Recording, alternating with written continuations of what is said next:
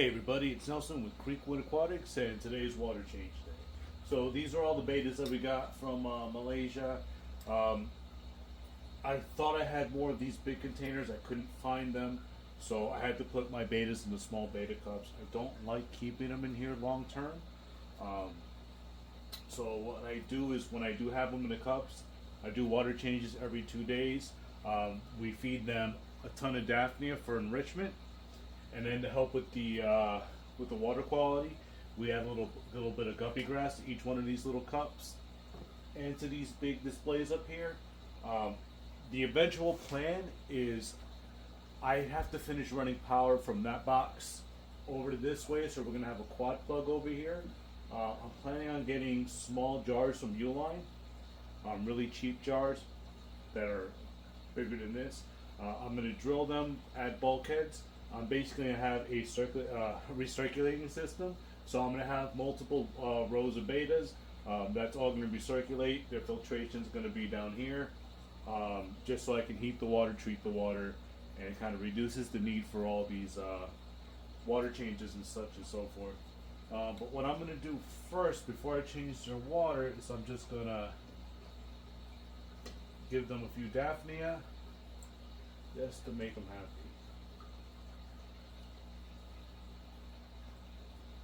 So we're going to add some Daphnia to their little cups. They're going to eat. I'm going to let them hang out with them for about 15-20 minutes, and then I'm going to suck out the poopies with the pipette and then start their water change. This is the fastest way I came up with trying to maintain this and this amount of fish too.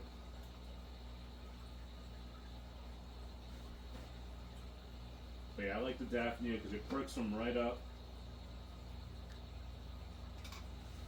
It helps boost their color, and if they're constipated, it helps kind of move their bowels too. Can't lose those numbers. I'm scared.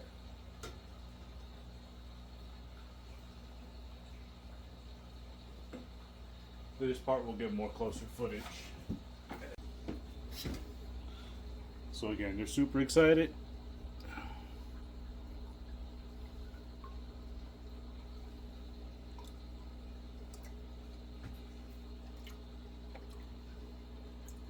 Start getting those Daphnia into each one of these exhibits.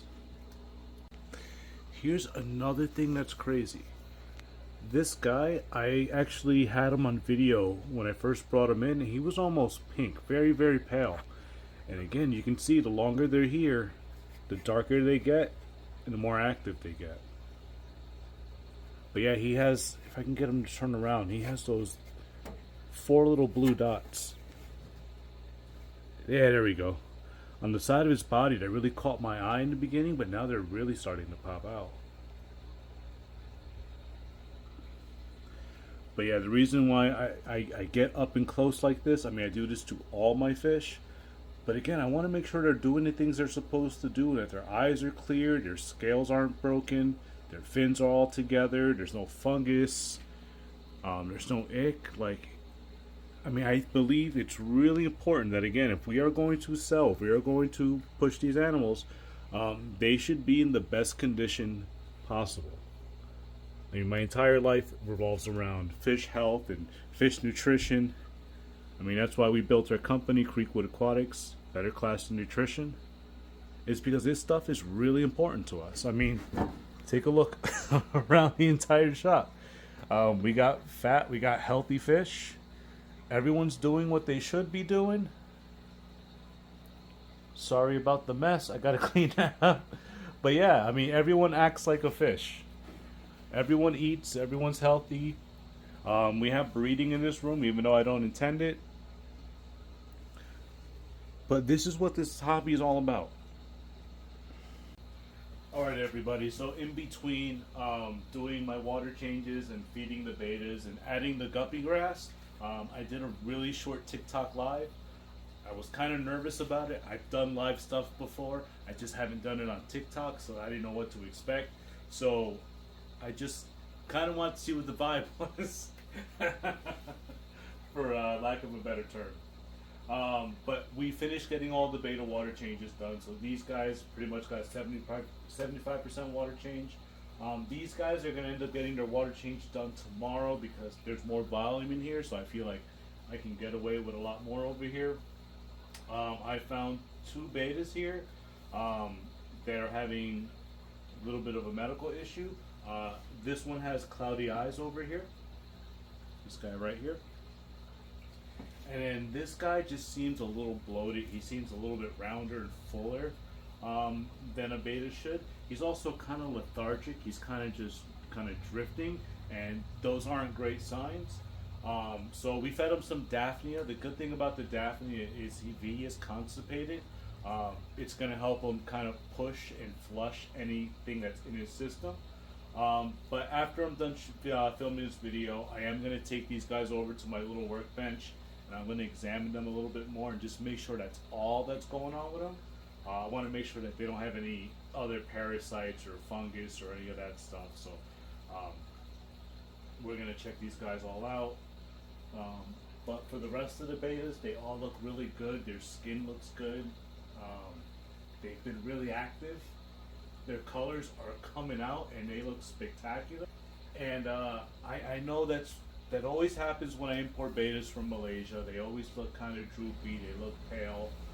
But once you get good food in them, you give them good clean water, they tend to perk up, they tend to color up. Their fins start to flare because I was trying to take a couple pictures earlier and the fins were all just like, ugh, it just didn't look so good. But they're shaping up. Yeah, look at all these fins. They're shaping up to look like fantastic little fish, and I'm so excited for the beta head to day sale. It's something that I look forward to every single year. I mostly bring these betas in for, there's this fish convention in Houston, the Aquarium Nation event, and I bring them in for that event, but also I really enjoy having all the betas. It's just really, really cool. It's a great experience. I get to breed a lot of cool fish.